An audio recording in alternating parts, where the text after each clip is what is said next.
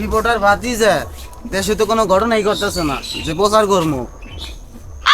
গাড়ি ছাড়া চাচা দেশে তো কোনো ঘটনাই নাই, আমার কাছে খবর ডাবো কি ভাই?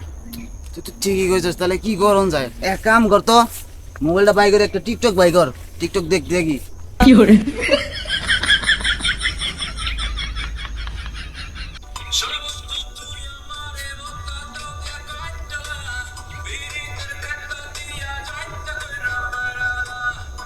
না, এই বলা তো ওর নিজের টুনটুনি কাটবার নাকি উইডা লাগছে।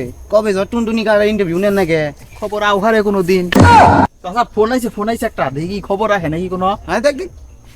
হ্যালো, সর্বনাশ চাচা, কাম তো সর্বনাশ হয়ে গেছে গা। কি হয়েছে? জুনিয়র সাকিব খান আছে না, নিজের টুনটুনি নিজে কাটি হালছে বুড়ি দাও দেয়া ভাইরাল হবার নিগে। কথাটা কই হারাই গেলাম না, দেখছো বাতি যা ঘটনা ঘটাই গেলাইছে। নুন যাই নিজের টুনটুনি নিজে গাড়ি ভাইরাল হবার নিছে। এই বাতি যা কাম কর, মন বলা ক্যামেরাটা ধর, একটা ইমেল দে, টাইমেরে দে, যারা ঠিকঠাক মতো দেখা যাচ্ছে তো। দর্শক বৃন্দ, আপনারা দেখতে পেলেন যে জুনিয়র সাকিবের নিজের টুনটুনি নিজে কেটেছে, তাও আবার ভাইরাল হওয়ার জন্য। তো চলেন আমরা সরাসরি তার মুখ থেকে শুনি যে কেন সে নিজের টুনটুনি নিজে কেটেছে। চলেন।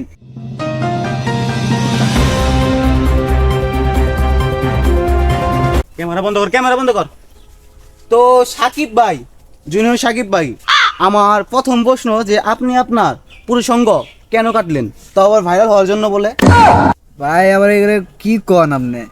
আমার টুনটুনি আমি নিজে কাটমুকে, ভাইরাল তো আমি এমনিতেই। সাকিব ভাই আপনার বিগ ফ্যান, আমি আপনার একটা সেলফুট মুখ।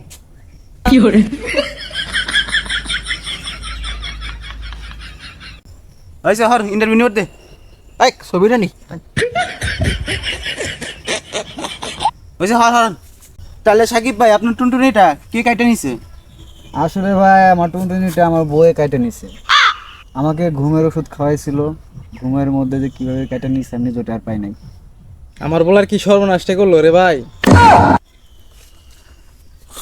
হ্যালো গাইস, টুনটুনি সারা সাকিবের সাথে একটা পিক নিলাম, আপনারা সবাই কমেন্টে বলে যাবেন কেমন হলো। জুনিয়র সাকিব ভাই, আপনার সাথে যে ঘটনাটি ঘটেছে খুবই মর্মান্তিক একটি ঘটনা, আমরা অনেক দুঃখ প্রকাশ করি।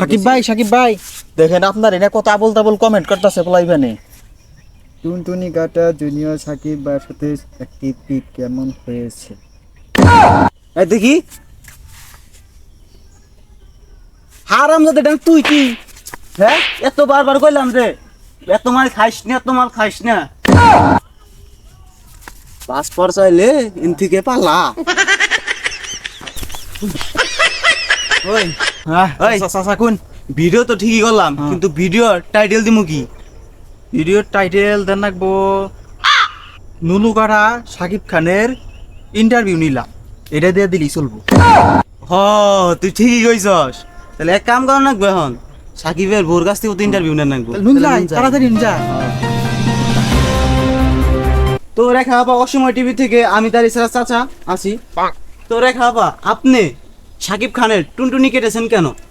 আসলে তখন আমার আবেগ কাজ করছিল, বিবেক কাজ করে নাই। আর এখন বিবেক কাজ করতেছে, এর লেগে আমি তার টুনটুনিটা ফেরত দিতে চাইতেছি। তার মানে আপনি কি বোঝাতে চাচ্ছেন? আপনি নির্দোষ? আমি কি একবারও বলেছি আমি নির্দোষ? আমি তো দোষী। তো দর্শক, রেখা আপা কিন্তু তার নিজের ভুল বুঝতে পেরেছে, তার জন্য সাকিব খানের টুনটুনিটা এখন ফেরত দিতে চাচ্ছে। তো এই ছিল আমার কাছে সর্বশেষ খবর, অসময় টিভি, সময় সারা সংবাদ। ধন্যবাদ সবাইকে।